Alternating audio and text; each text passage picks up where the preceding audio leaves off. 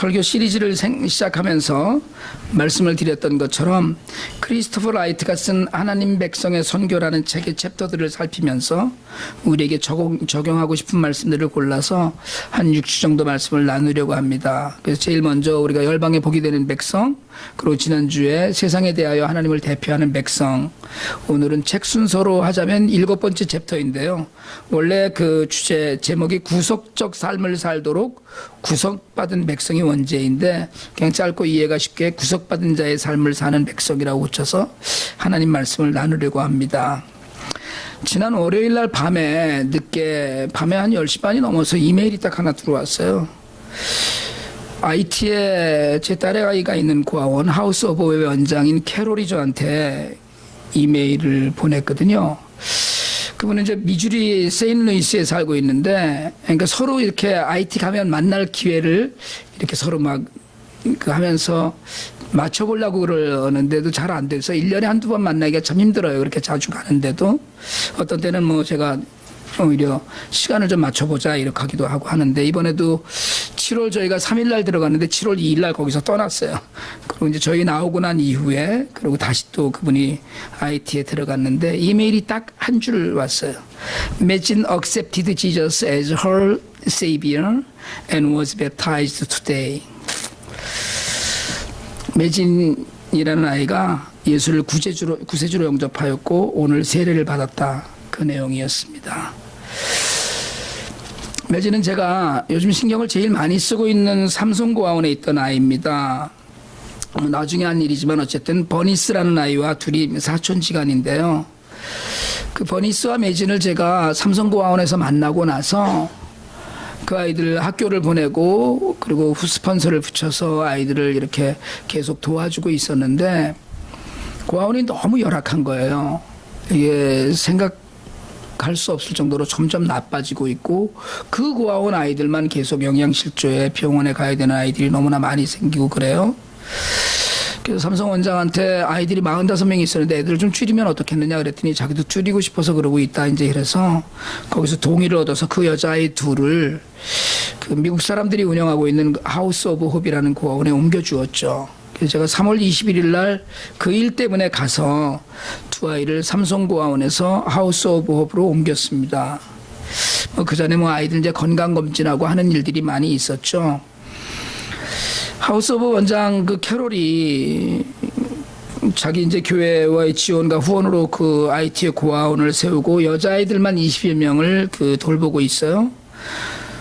두 아이를 그 고아원으로 옮기고 싶었던 이유는 뭐냐면 일단 먹이는 일, 아이들 가르치는 모든 일들이 뭐 저희는 그런 식으로 얘기하죠. 그 고아원이 제일 럭셔리하다 이렇게 얘기할 정도로 잘해요.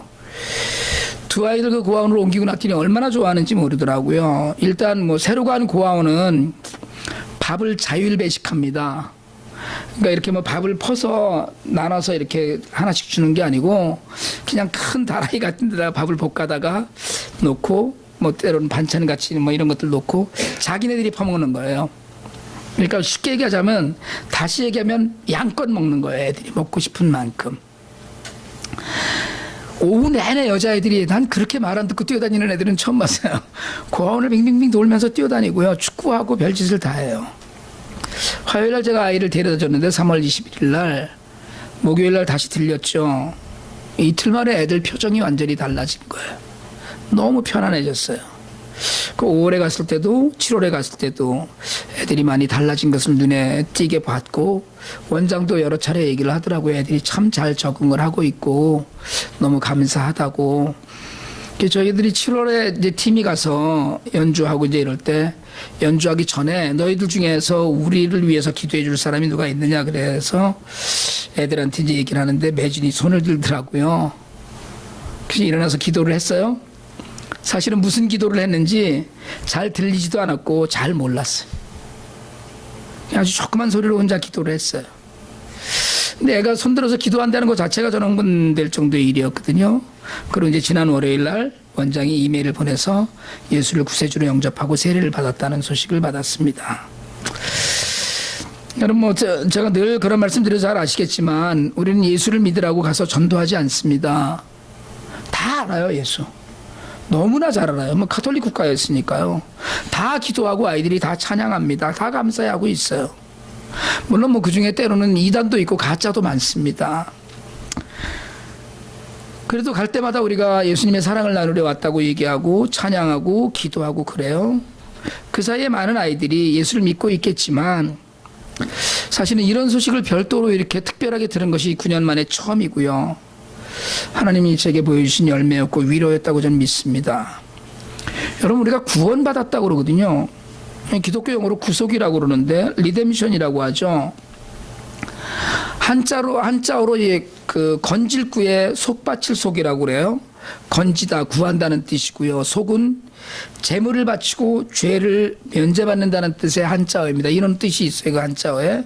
사전적으로는 그 기독교 용어입니다.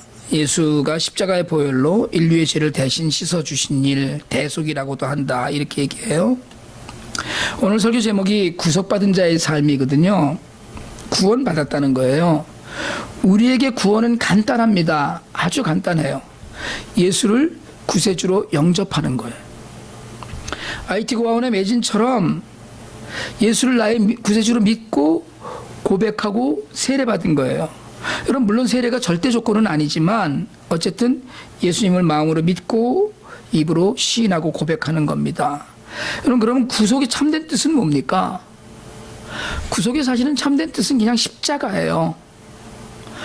죄에서 해방된 거고요.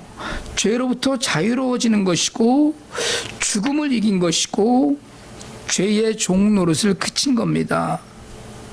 이것이 구약 성경의 출애굽이에요. 출애굽 이전에 이스라엘 백성들은 정치적으로 핍박받는 민족이었습니다. 조상이 야곱의 총리였거든요. 요셉이 총리였을 때 70명의 가족이 들어가서 400년이 흘렀어요. 처음에 갈 때는 열렬한 환영을 받고 왕으로부터도 환영을 받고 온 민족이 환영을 받았습니다. 그리고 400년이 흐른 후에 히브리 사람은 이집트 사람들의 노예가 되었어요. 그 숫자가 늘어나면 늘어날수록 정치적인 박해가 심해졌습니다. 자유가 없었어요. 거기다 경제적으로는 노예 생활을 통해서 계속 노동 착취를 당하고 있었습니다. 누구랑 예외할 것 없이 그 전반적으로 다 그랬어요. 사회적으로는, 여러분, 사회적으로, 정치 사회적으로 남자 아이들이 다 태어나면 다 죽이라는 명령을 받을 정도로 민족 대학살이 진행 중이었습니다. 씨를 말리는 거예요. 기본적인 생활이 안 됐죠. 영적으로는 여러분, 예배의 자유조차 없었어요. 여러분, 기억나실는지 모르겠지만 모세가 처음에 바로에게 가서 우리 민족을 풀어달라고 이야기했을 때 조건이 뭐였냐면 광야에 나가서 일주일간 예배드리고 돌아오겠다는 거였어요. 예배드리겠다. 그러니까 종교적으로도 사실은 온전치 않았습니다. 정치, 경제, 사회, 종교의 모든 면에서 이스라엘 민족은 말할 수 없는 고초를 당하고 박해를 받고 있었어요. 여러분, 하나님은 영적인 자유만을 허락하신 것이 아닙니다.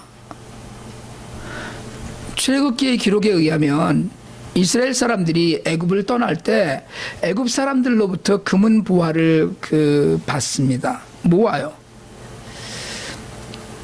정치적으로 독립했어요. 경제, 사회적으로 핍박이 없어졌어요. 그 모든 것에서 하나님이 구원을 하셨어요. 구원의 개념은 영적인 구원만을 한정짓지 않습니다. 우리가 흔히 구원을 영적인 구원만으로 한정지어서 생각을 하는데, 여러분, 구원은 자유가 아닙니다. 구원받았어. 그러니까 우리는 뭐라고 얘기하냐면 죄에서 노연하고 해방되었다라고 이야기해요. 거기까지 가면 그 애굽에서 나온 곳에서 그냥 멈추고 마는 거예요. 쉽게 얘기하자면 애굽에서 나와서 홍해를 건넜으니까 이 광야에서부터 여기서부터 그냥 너희들이 알아서 살아라, 이렇게 되는 거예요. 내 마음대로 너 하고 싶은 대로 하고 살아라. 그동안에 너무 노예 생활하면서 그냥 남들한테 찌들려 살았으니까 이제 네가 하고 싶은 대로 좀 하고 살아라. 근데 이게 아니라는 거예요. 요단강을 건너서 가나안에 들어갔거든요. 전쟁했어요. 계속 전쟁을 해서 계속 이기고 점령을 했으니까 자 이제부터는 네 맘대로 살고 나하고 관계없다. 이제 나는 신경 안 쓸 테니까 너희들끼리만 살아라. 이게 구원이 아니에요. 하나님의 구원은 속박의 상태에서 벗어난 것에서 그치지 않고 계속 진행이 되는 거예요. 그래서 하나님과 언약 관계 속으로 들어가는 겁니다. 자유다 끝 이게 아니고요. 기쁘다. 그런데 내가 이제 새로운 체제 안에 들어와 있다는 거예요. 그게 약속이에요. 언약. 구속을 히브리 말로 갈이라고 그러거든요. 거기서 나온 사람을 나타내는 명사를 고엘이라고 합니다. 그러니까 구속받았다, 갈 됐다는 건 구속시켜준 누군가가 있다는 거예요. 고엘이 있다는 얘기입니다. 이걸 좀 달리 적용을 하면 사실은 하나님은 우리에게 고엘이 되신 거예요. 되어주신 거예요, 예수님이. 근데 고엘은 어떤 사람을 이야기하느냐 하면 구약에서 가족이나 형제가 빚을 졌을 때 그 빚을 탕감해 주는 사람, 갚아주는 사람, 또 형제들이 있는데 형제 중에서 아들이 없이, 여러분 아들이 없이 죽으면 재산도 없어집니다. 소유권이 없는 거예요. 여자들은 그 소유권이 전혀 없는 거였거든요. 그러니까 지금 우리는 남자들이 대부분 소유권이 없잖아요. 요새는 이렇게 다 드리고 살고 이러는데 여자들은 자관, 집안의 남자들이 다 죽으면 끝나는 거예요. 대표적인 사람이 나오미였거든요. 루시였고요. 과부가 되면 그를 걷어줘야 돼요. 친족 누군가가 걷어줘서 그 과부를 고구려 시대의 형사취수처럼 아들을 갖게 해주고 그 아들 이름으로 그 형제의 죽은 형제의 재산들이 다 돌아갈 수 있게 그렇게 해줘야 됩니다. 그게 고엘의 역할이에요. 이게 빚도 안 나고 희생만 하는 거예요. 그 대표적인 고엘, 우리가 이야기하는 구속자가 누구냐면 보아스입니다.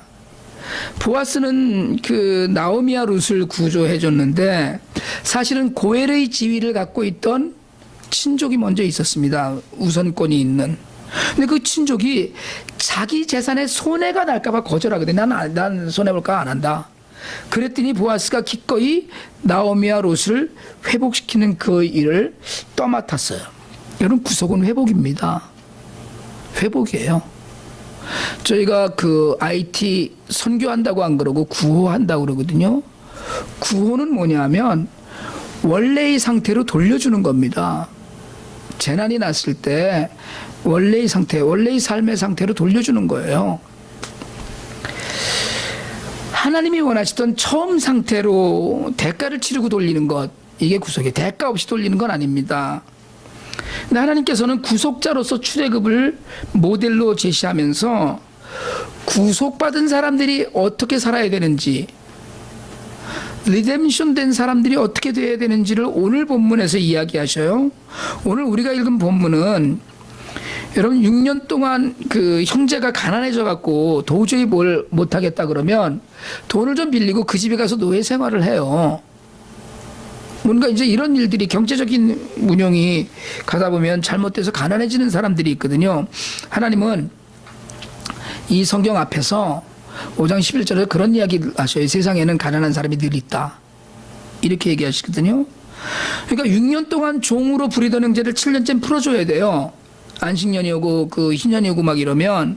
근데 해방시켜줄 때 어떻게 해야 될까를 가르치신 말씀이 오늘 본문이에요. 그 자유하게 할 때 너 해방시켜서 돌려보낼 때는 빈손으로 보내지 말라고 그랬어요. 챙겨주라는 거예요. 살 수 있게끔, 먹고 살 수 있게끔 챙겨주라는 겁니다. 후히 주라고 했어요. 그리고 하나님이 주신 복, 내가 지금 살고 있는 모든 것은 하나님의 것입니다. 이걸 하나님의 믿음의 고백이거든요. 근데 그 하나님이 주신 것을 너가 생각하고 그걸 그대로 그에게도 해주라고 얘기했어요. 그러면서 뭐라고 얘기하셨냐면 과거를 기억해라. 너도 종이었을 때가 있었고 너도 노예였을 때가 있었다는 거예요. 그걸 하나님이 구속해 주셨어요. 그것 때문에 이렇게 명령하시는 거예요. 당당하게. 내가 너한테 해줬잖아. 너도 해. 똑바로. 이렇게 얘기하는 거거든요. 지금 네가 갖고 있고 네가 살고 있는 그 모든 것들이 넉넉하든 많든 또는 적든 어쨌든 간에 네가 살고 있는 그 모습의 모든 것은 하나님께로부터 온 복이다. 네가 받은 것만큼 해주라는 거예요. 땅에는 언제나 가난한 자들이 있다고 하셨는데, 여러분 구속받은 자들은 그 가난한 자, 매인 자, 속박받는 자, 가난하기 때문에 자기 몸을 팔아서 남의 집에 종이 되는, 그럴 수밖에 없는 자들을 풀어주면서 나도 구원받았어, 나도 노예 생활을 했었어, 나도 힘든 적이 있었어, 나도 지금보다 훨씬 못한 때가 있었어, 이걸 기억하라는 거예요. 구원받은 자는 하나님의 언약 아래에 있는 사람이라고 그랬어요. 하나님 나라를 이 땅에서 누리는 사람입니다. 이게 여러분 구원을 자유에서만 멈춰놓으면 그냥 나 마음대로 살면 돼요. 그건 하나님과 아무 관계 없습니다. 근데 언약이라는 걸 이야기하면 하나님과의 약속을 이 땅에서 누리는 거예요. 그러니까 예수님 그러셨잖아요. 이미 하나님 나라는 내 안에 이미 임했다고. 여러분 누가 구원받은 사람입니까? 누가 구속받은 사람이죠? 누구예요? 우리가 지금 얘기하는 예수 믿는 사람이에요. 예수를 구주로 고백하는 사람입니다. 그 사람에게 하나님께서 요구하시는 삶이 있다는 거예요. 그러니까 예수를 믿는 게 그냥 믿고 나만 좋아라 이게 아니고, 너 나 믿어? 그럼 너 이거는 해야 돼 라고 얘기하시는 조건이 있다는 거예요. 그것이 뭐냐? 말씀대로 살라는 거예요. 베풀어주고 채워주고 축복하면서 살라는 거예요. 예수 닮는 삶을 살 때 우리가 갈라디아서 가르침대로 그 얘기하잖아요. 자유하되 섬기라는 거예요. 네가 자유함으로. 옛날에는 남들을 섬긴다는 게 뭡니까? 예수님은 제자들의 발을 씻겨주셨거든요. 발을 씻겨주는 건 누가 하는 일이에요? 노예가 하는 일이에요. 그럼 옛날에는 노예로서 발을 씻겨줬어요, 주인을. 근데 예수를 믿고 난 이후에는 내가 자유한 사람이, 난 노예 아니에요. 사랑으로 씻겨주는 거예요. 그때는 행위는 똑같습니다. 똑같은 행위예요. 발을 씻겨주는, 더러운 발을 씻겨주는 행위는 똑같은데 노예일 때는 그게 의무였어요. 그런데 이미 노예가 끝나고 자유한 사람이 돼서 하나님 말씀대로 하려고 발을 씻겨주는 건 뭐예요? 그건 섬김이에요. 내가 자유 안에서 섬기는 거예요. 그것이 언약 백성의 삶이에요.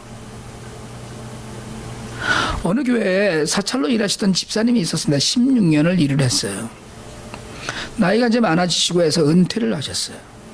은퇴를 하는데 목사님이 당회에서 퇴직금 얘기를 했습니다. 그래도 뭐 이렇게 오랫동안 충성하셨는데 나이가 많아서 은퇴하시는데, 그랬더니 장로님들이 반대를 하셨어요. 그분들 얘기를 그대로 전하자면 뭐 대단한 일을 한다고 퇴직금까지 이렇게 됐어요. 결국 그 집사님이 퇴직금은커녕 그냥 16년 동안 일하던 직장을 어느 날부터 안 나오면 끝나는 것으로 끝났어요.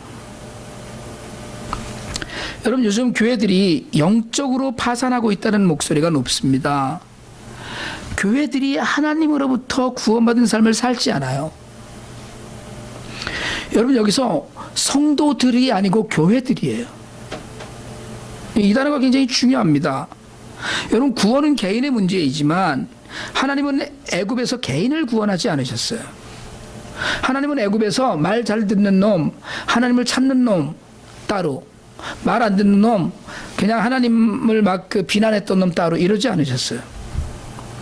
애굽에서 이스라엘 공동체 전체를 옮기셨어요. 뭐 더 힘든 사람 먼저 구해주고 그냥 뭐 애굽에 살만한 사람은 안 해주고 이것이 아니었어요. 구원은 공동체의 문제입니다. 교회가 구속받은 삶을 사는 공동체의 모습을 보이지 못하면 세상은 변하지 않습니다. 그건 성도 개인의 문제하고 좀 달라요. 교회 공동체가 구속받은 자의 삶을 살 때 비로소 교회 지체인 성도가 구속받은 자의 삶을 살 수 있어요.